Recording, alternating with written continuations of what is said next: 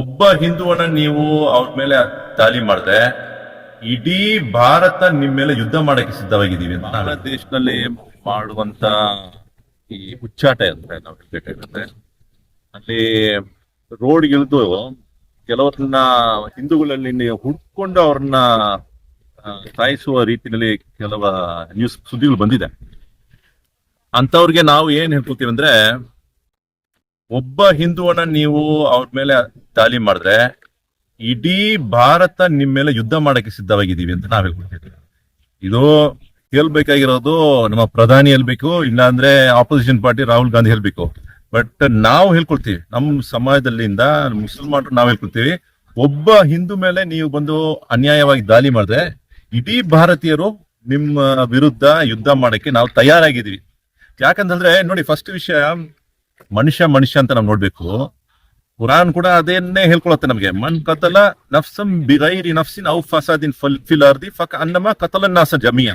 ಅರ್ಥ ಏನಂದ್ರೆ, ಒಬ್ಬ ಮನುಷ್ಯನನ್ನು ಅನ್ಯಾಯವಾಗಿ ಕೊಂದು ಹಾಕಿದ್ರೆ ಇಡೀ ಪ್ರಪಂಚದಲ್ಲಿ ಇರತಕ್ಕಂಥ ಮಾನವರನ್ನು ಕೊಂದು ಹಾಕುವುದಕ್ಕೆ ಸಮ ಅಂತ ಕುರಾನ್. ವಮನ್ ಅಹ್ಯಾಹ ಫಕ ಅನ್ನಮ ಅಹಿಯನ್ ನಾಸ ಜಮಿಯಾ. ಒಬ್ಬ ಮನುಷ್ಯನನ್ನು ನಾವು ಉಳಿಸಿದ್ರೆ ಪ್ರಪಂಚದಲ್ಲಿ ಇರತಕ್ಕಂಥ ಎಲ್ಲರನ್ನು ಉಳಿಸೋದಕ್ಕೆ ಸಮ ಅಂತ ಕುರಾನ್ ಹೇಳ್ಕೊಳುತ್ತೆ. ಹಾಗಾಗಿ ಆ ಒಬ್ಬ ಹಿಂದೂಗೆ ನಡೆದಿರುವ ಆ ಘಟನೆಗೆ ನಾವು ಅದೇ ಅವ್ರ ಹೆಸರು ಗೋಪಿ ಚಂದ್ರ ಅಂತ, ಅವ್ರಿಗೋಸ್ಕರ ನಾವೆಲ್ಲರೂ ನಮ್ಮ ಧ್ವನಿಯನ್ನು ಎತ್ತಬೇಕಾಗಿರುತ್ತೆ. ಅದು ನಮ್ಮ ಕರ್ತವ್ಯ. ನೋಡಿ, ನಾವೆಲ್ಲರೂ ಇಲ್ಲಿ ಇದೀವಿ, ಮುಸಲ್ಮಾನರು ಮತ್ತೆ ಹಿಂದೂಗಳು ಎಲ್ಲರೂ ನಾವು ಜೀವನ ಮಾಡ್ಕೊಂಡಿದ್ದೀವಿ. ನಮ್ಮಲ್ಲಿ ಬಾಂಧವ್ಯತೆ ಇದೆ, ನಮ್ಮಲ್ಲಿ ಭೇದ ಭಾವ ಇಲ್ಲ. ನಾವು ಏನ್ ಮಾಡ್ಬೇಕಂತಿದ್ದೀವಿ, ಈ ದೇಶವನ್ನು ಕಟ್ಟಬೇಕು, ಈ ರಾಜ್ಯವನ್ನು ಕಟ್ಟಬೇಕು. ಇಲ್ಲಿ ನಾವು ಯುದ್ಧ ಮಾಡ್ಕೊಂಡು ಜಗಳ ಮಾಡ್ಕೊಂಡಿದ್ರೆ ಅದಕ್ಕಿಂತ ಸಾಧ್ಯತೆ ಆಗತ್ತಾ? ಆಗೋದಿಲ್ಲ. ಯಾವತ್ತಿಗೂ ಬೆಳಗ್ಗೆ ಎದ್ದ ತಕ್ಷಣ ಅವರೇ ಬೇರೆ ಇವರೇ ಬೇರೆ ಅಂತ ಭೇದ ಮಾಡ್ಕೊಂಡು ಒಂದ್ ರೀತಿ ದ್ವೇಷವನ್ನು ಬಿತ್ತುವ ಕೆಲಸ ಮಾಡ್ಕೊಂಡಿದ್ರೆ ಜೀವನ ಹೆಂಗ್ ಮಾಡಕ್ಕಾಗತ್ತೆ? ಜೀವನ ಸಾಗಕ್ಕೆ ಸಾಧ್ಯನೇ ಇಲ್ಲ. ಸೊ ಹಾಗಾಗಿ ಮನುಷ್ಯರಲ್ಲಿ ನಾವು ಬೇಡ್ಕೊಳ್ಳೋದೇನಂದ್ರೆ, ಬಾಂಗ್ಲಾದೇಶಿಯವರಿಗೆ, ಅವ್ರ ಕನ್ನಡ ಅಂತೂ ಇವಾಗ ಅರ್ಥ ಆಗಲ್ದ, ನಾವು ಮಾತಾಡೋದು ನೀವು ಸಬ್ ಟೈಟಲ್ಸ್ ಸಂದೇಶ, ನೀವು ನಮ್ಮ ಜನರಿಗೋಸ್ಕರ ಒಂದು ಸಂದೇಶ ಹೋಗುತ್ತೆ. ಯಾಕಂದ್ರೆ ನಾವೆಲ್ಲ ಒಗ್ಗಟ್ಟಾಗಿದ್ದೀವಿ ಅಂತ. ನೀವು ನಮ್ಮನ್ನ ಚೆನ್ನಾಗಿ ನೋಡ್ಕೊಳ್ತಿದ್ರೆ ನೋಡಿ, ಇವತ್ತು ನಾವು ಮೈನಾರಿಟಿ ಆಗಿದ್ದೀವಿ, ಆದ್ರೆ ಕರ್ನಾಟಕದಲ್ಲಿ ನಾವು ಮೆಜಾರಿಟಿ ಆಗ್ಬಿಟ್ಟಿದ್ವಿ. ಅದೊಂದು ರಿಪೋರ್ಟ್ ಇದೆ ಇವಾಗ ನೋಡಿ. ಮುಸಲ್ಮಾನರು ಕರ್ನಾಟಕದಲ್ಲಿ ಸುಮಾರು 75 ಲಕ್ಷದಿಂದ 1 ಕೋಟಿವರೆಗಿದ್ದಾರೆ ಅಂತ. ಸೊ ಹಾಗಾಗಿ ಅಷ್ಟು ಚೆನ್ನಾಗಿ ನೀವು ನೋಡ್ಕೊಳ್ತಿದ್ದೀರಾ ನಮ್ಮನ್ನ. ಇಲ್ಲಿರೋತಕ್ಕಂಥ ಲಿಂಗಾಯತರಾಗ್ಲಿ, ಇಲ್ಲಿರೋತಕ್ಕ ಒಕ್ಕಲಿಗರಾಗ್ಲಿ, ಇಲ್ಲ ಬೇರೆ ಅನ್ಯರಾಗ್ಲಿ, ಎಲ್ಲರೂ ನೀವು ಚೆನ್ನಾಗಿ ನೋಡ್ಕೊಳ್ತೀವಿ. ನಾವು ನಿಮ್ ಜೊತೆಗೆ ಚೆನ್ನಾಗಿ ಈ ಒಂದು ಒಳ್ಳೆ ರಿಲೇಶನ್ಶಿಪ್, ಬಾಂಧವ್ಯತೆಯನ್ನು ಬೆಳೆಸಬೇಕಂತ ಇರುವ ಉದ್ದೇಶ ಮೂಲಕ ಬಾಂಗ್ಲಾದೇಶದಲ್ಲಿ ಒಬ್ಬ ಹಿಂದೂಗೆ ಅನ್ಯಾಯ ನಡೆದ್ರೆ ಇಲ್ಲಿ ಇರತಕ್ಕಂಥ ಎಲ್ಲಾ ಮುಸಲ್ಮಾನರು ನಿಮ್ ಮೇಲೆ ಯುದ್ಧ ಮಾಡಕ್ಕೆ ತಯಾರಾಗಿದ್ದೀವಿ ಅಂತ ಈ ಒಂದು ಸಂದೇಶ ಕೊಡ್ತಾ ಇದ್ದೀವಿ. ಭಾರತ ದೇಶದಲ್ಲಿರುವಂತಹ ಸಂಸ್ಕೃತಿ ಬಾಂಗ್ಲಾದೇಶದಲ್ಲಿ ಯಾಕಿಲ್ಲ ಅಂದ್ರೆ ನೀವು ಕೇಳಿದ್ದು ಒಳ್ಳೆ ಪ್ರಶ್ನೆ. ಭಾರತದಲ್ಲಿ ಇರತಕ್ಕಂಥ ಈ ಸಂಜೋತ, ಈ ಒಳ್ಳೆಯ ವಾತಾವರಣ ಯಾಕೆ ಅಲ್ಲಿಲ್ಲ ಅಂತ ನೋಡಿ. ಅಲ್ಲಿ ನಡೆದಿರೋ ಘಟನೆ ಏನಂದ್ರೆ, ಅಲ್ಲಿರೋರು ಕೂಡ ಮನುಷ್ಯರು ಇದ್ದಾರೆ, ಅಂದ್ರೆ ಒಳ್ಳೆಯವರು ಇದ್ದಾರೆ. ಏನಂದ್ರೆ ಒಬ್ಬ ತಪ್ಪು ಕೆಲಸ ಮಾಡಿದ ತಕ್ಷಣ ನಮ್ಗೇನಾಗ್ಬಿಡುತ್ತೆ, ಆ ಸಂದೇಶ ಬೇರೆ ರೀತಿನೇ ಹೋಗುತ್ತೆ. ಇಲ್ಲಿ ಕೂಡ ನಡೆಯುತ್ತೆ. ಎಲ್ಲೊಂದ್ ಕಡೆ ಒಬ್ಬ ಗೋಮಾಂಸ ಮಾರಾಟ ಮಾಡ್ತಾನೆ ಅಂತ ಅನ್ಕೊಂಡ್ರೆ ಅವನನ್ನ ಸಾಯಿಸುವ ಕೆಲಸ ಇಲ್ಲೂ ಕೂಡ ಮಾಡ್ತಾ ಇದಾರೆ ಕೆಲವು ಜಾಗದಲ್ಲಿ. ಅವ್ರು ಮಾಡೋದು ಅದು ತಪ್ಪು ಕೆಲಸ. ಆ ಒಬ್ಬ ಮಾಡೋದು ತಪ್ಪು ಕೆಲಸಕ್ಕೋಸ್ಕರ ಇಲ್ಲಿರೋರು ಎಲ್ಲರೂ ಹಿಂದೂಗಳು ನಮ್ ವಿರುದ್ಧ ಇದಾರೆ ಅಂತ ಆ ಒಂದು ಭಾವನೆ ಬರೋದು ಕೂಡ ತಪ್ಪು. ನೋಡಿ, ಕೆಲವರು ಹೇಳ್ಕೊತಾರೆ, ಯಾಕ್ರಿ ನೀವು ಜೈ ಶ್ರೀರಾಮ್ ಅಂತ ಹೇಳಲ್ಲ ಅಂತ ನಮ್ಮ ಹತ್ರ ಬಂದು ಕೇಳ್ಕೊತಾರೆ. ಇದು ಎಲ್ಲ ಬರ್ತಲ್ಲ. ಸೊ ಕೆಲವ್ರನ್ನ ರೋಡ್ ನಲ್ಲಿ ಹೊಡೆದ್ಬಿಟ್ಟು ಬಡ್ದಿ ಜೈ ಶ್ರೀರಾಮ್ ಅಂತ ಹೇಳುವಂತ. ಈಗ ನಾನು ಹೇಳ್ಕೊಳ್ತಾರೆ, ನಾನು ಬೆಳೆದಿರೋದೆಲ್ಲ ಒಂದು ಸ್ಕೂಲ್ ನಲ್ಲಿ ಓದುವಾಗ ಅಲ್ಲಿ ಕ್ರಿಸ್ತಸ್ ಬಗ್ಗೆ ಕೂಡ ನಮ್ಗೆ ಗೊತ್ತಿದೆ, ರಾಮನ್ ಬಗ್ಗೆ ಕೂಡ ನಮ್ಗೆ ಗೊತ್ತಿದೆ, ಉತ್ತಮ ಪುರುಷ, ಮರ್ಯಾದೆ ಪುರುಷ ಅಂತ ನಾವೆಲ್ಲ ಗೊತ್ತಿದೆ.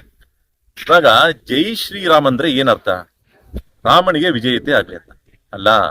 ಇವಾಗ ನಾವು ಮೊನ್ನೆ ಒಂದು ಹೇಳ್ದೆ, ನಾನು ಜೈ ಶ್ರೀ ರಜನಿಕಾಂತ್ ಹೇಳಿದ್ರೆ ನಿಮ್ಗೇನ್ ತೊಂದರೆ ಆಗತ್ತ ಅಂತ. ರಜನಿಕಾಂತ್ ಮೂವಿ ಚೆನ್ನಾಗಿ ಓಡ್ಬೇಕಂದ್ರೆ ನಾನು ಜೈ ಶ್ರೀ ರಜನಿಕಾಂತ್ ಅಂತ ಹೇಳ್ತೀನಿ. ಪೆರಿಯಾರ್ ಸಿದ್ಧಾಂತ ನನ್ಗೆ ಇಷ್ಟ ಅಂದ್ರೆ ಜೈ ಶ್ರೀ ಪೆರಿಯಾರ್ ಅಂತ ಹೇಳ್ಕೊತೀನಿ, ಇಲ್ಲ ಜೈ ಶ್ರೀ ಬಸವಣ್ಣ ಅಂತ ಹೇಳ್ಕೊತೀನಿ, ಇಲ್ಲ ಜೈ ಶ್ರೀ ನರೇಂದ್ರ ಮೋದಿ ಅಂತ ಹೇಳ್ಬೋದು, ಜೈ ಶ್ರೀ ರಾಹುಲ್ ಗಾಂಧಿ ಅಂತ ಹೇಳ್ಬೋದು. ಇದ್ರಲ್ಲಿ ಏನು ಆರಾಧನೆ ಮಾಡ್ತೀನಿ ಅಂತ ಏನು ಅರ್ಥ ಇಲ್ಲ. ಇದರಲ್ಲಿ ಜೈಕಾರ ಒಂದ್ ಮಾಡೋದಷ್ಟೇ. ಅದೇ ರೀತಿ ಬೋಲೋ ಭಾರತ್ ಮಾತಾ ಕಿ ಜೈ ಅಂತ ಹೇಳೋದು ಕೂಡ ಒಂದು ನಮ್ಮ ದೇಶಕ್ಕೆ ಒಂದು ವಿಜಯತೆ ನಡಿ ಅಂತ.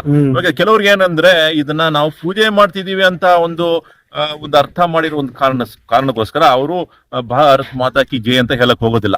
ಆದ್ರೆ ಜೈ ಹಿಂದ್ ಅಂತ ಹೇಳ್ಕೊತಾರೆ, ಹೆಮ್ಮೆಯಿಂದ ಜೈ ಹಿಂದ್ ಅಂತ ಹೇಳ್ಕೊತಾರೆ.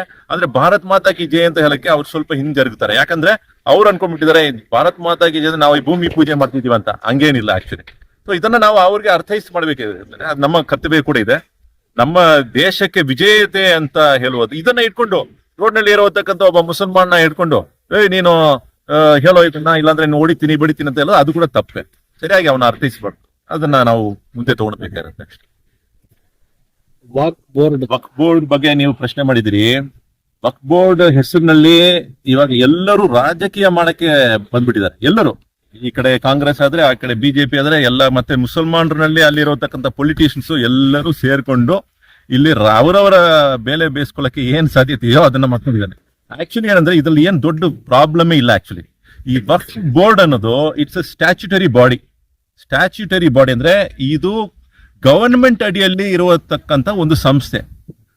ಇಲ್ಲಿಗೆ ಹೇಳ್ಬಿಟ್ರು ಏನಪ್ಪಾ, ಮುಸಲ್ಮಾನರ ಹತ್ರ 3rd ಲಾರ್ಜೆಸ್ಟ್ ಜಾಗ ಇದೆ ಅಂತ. ಫಸ್ಟ್ ಒಂದು ಡಿಫೆನ್ಸ್, ಅದರ ನಂತರ ರೈಲ್ವೆ, ಆಮೇಲೆ ಮುಸಲ್ಮಾನರ ಹತ್ರನೇ ಜಾಸ್ತಿ ಪ್ರಾಪರ್ಟಿ ಇದೆ ಅಂತ ಒಂದು ಮಾತು ಸುಳ್ಳು ಮಾಹಿತಿ ಕೊಟ್ಟಿದ್ದಾರೆ. ಆಕ್ಚುಲಿ ನೋಡಕ್ ಹೋದ್ರೆ ನಮ್ಮಲ್ಲಿ ಫಾರ್ ಎಕ್ಸಾಂಪಲ್ ತಾನೆ 20 ಲಕ್ಷ ನಮ್ಮಲ್ಲಿ ಮಸೀದಿಗಳು ಮತ್ತೆ ಮದ್ರಸಗಳು ಇದೆ ಅಂದ್ರೆ ಹಿಂದೂಗಳಲ್ಲಿ 50 ಲಕ್ಷ ಇದೆ.